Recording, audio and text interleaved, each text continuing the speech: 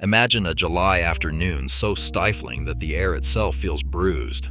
Up under the eaves of a sprawling tenement, in a garret no larger than a cupboard, a young man was suffocating.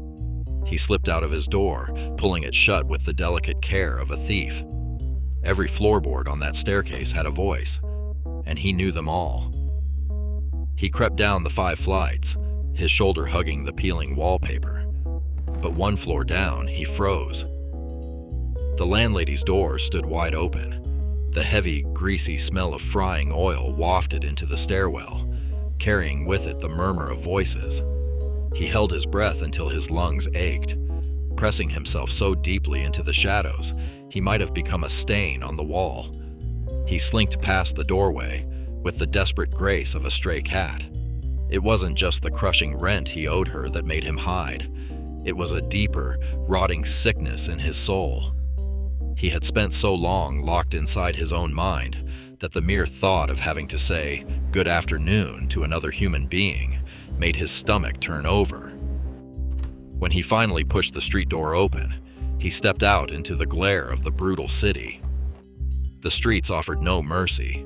Scaffolding choked the footpaths, and the stifling air tasted of plaster dust and the sour belches of the taverns. Drunks stumbled heavily over the cobblestones. Our young man walked among them, a stark shadow in the afternoon sun. He was a handsome fellow, with striking dark eyes, but his coat was little more than a collection of rags, held together by habit. He didn't see the squalor. He didn't see the crowds. His lips moved in a silent, frantic whisper. He was nursing a thought so terrible, so utterly unnatural, that he had to keep calling it a game, just to endure the weight of it. Then a heavy wagon rattled past. Over the clatter of hooves, a drunk hanging off the back of the cart hollered out, "Hey there, German hatter." The young man stopped dead. His hand flew up, his fingers digging frantically into the brim of his tall, absurdly out-of-place hat. His knuckles went white. It wasn't embarrassment that seized him. It was a cold, pure panic. That ridiculous hat, people would remember it. And a man who intends to step outside the laws of God, and man cannot afford to be remembered. It is always the trifles, he realized with a sickening drop in his stomach. The grand plans are perfect. It is a piece of fabric, a careless word, a misplaced button that puts a rope around a man's neck. He didn't need to count the steps to his destination, though he did it anyway. 730. His boots carried him to a massive, sprawling hive of a building. He ignored the busy front gates and slipped into the gloom of the back stairs, wrapping the darkness around himself like a cloak. Up he went. On the 4th landing, he had to stop and press himself against the wall. Porters were hauling a battered wardrobe out of a flat. A family was leaving. Good, he thought. Soon hers would be the only door on this floor that meant anything. He stepped up to her door and reached for the bell. Instead of a clear, copper ring, the bell gave off a thin, tinny rattle. That sound, so cheap, so ugly, went straight through his nerves. It ripped his grand, philosophical theories to shreds and left him standing there, a shivering boy in a dark hallway. The lock clacked. The door eased open, just enough for a sliver of darkness and 2 suspicious, glittering eyes to peer out at him. He forced his head down in a stiff bow. Satisfied, the old woman pulled the door wider. She was a withered, spiteful-looking thing. A frayed flannel rag was wrapped around her thin neck, and a mangy yellow cape hung off her shoulders despite the baking heat. She didn't say a word. She only coughed, her eyes drilling into him. He stepped past her into the parlor, and the room swallowed him. The setting sun was bleeding through the window, casting long, bruised shadows across the floor. He stood perfectly still, letting his eyes burn the room into his memory. The polished yellow wood of the sofa, the cheap yellow frames on the walls. The sun will be shining exactly like this when the time comes, he thought.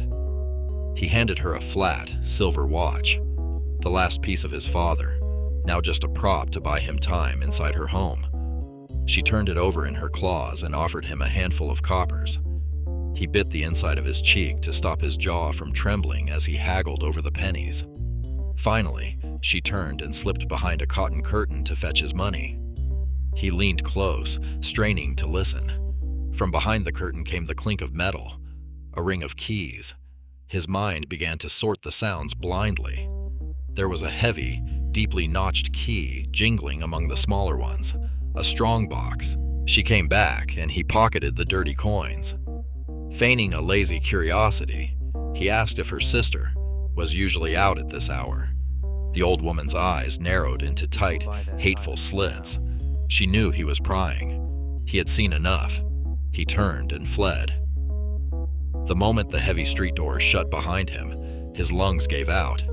He stumbled onto the pavement, gasping as if he'd inhaled poison. A wave of utter, agonizing disgust washed over him.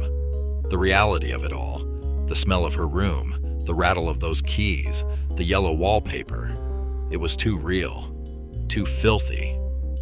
He pushed blindly through the crowds, clutching his head, feeling as though the terrible weight of his own thoughts would crush him right there into the cobblestones. Desperate for a place to hide, he stumbled down a flight of stone steps into a basement tavern. It was dark, damp, and smelled of stale beer, but it was a refuge. He collapsed into a chair in the darkest corner. When they brought him a glass of beer, he drank it down in one long, desperate swallow. The trembling in his hands slowly died away. The heavy fog in his mind began to lift, replaced by a hollow, floating sensation. It was only the alcohol and the sudden nourishment tricking his exhausted body, but it felt like a reprieve. He watched a massive, gray-bearded man snoring on a bench and found a strange, sad comfort in the gloom of the tavern. A fragile quiet settled over him, but beneath that quiet, deep in the dark soil of his mind, the terrible seed had taken root. The playing was over. He knew now what he had to do.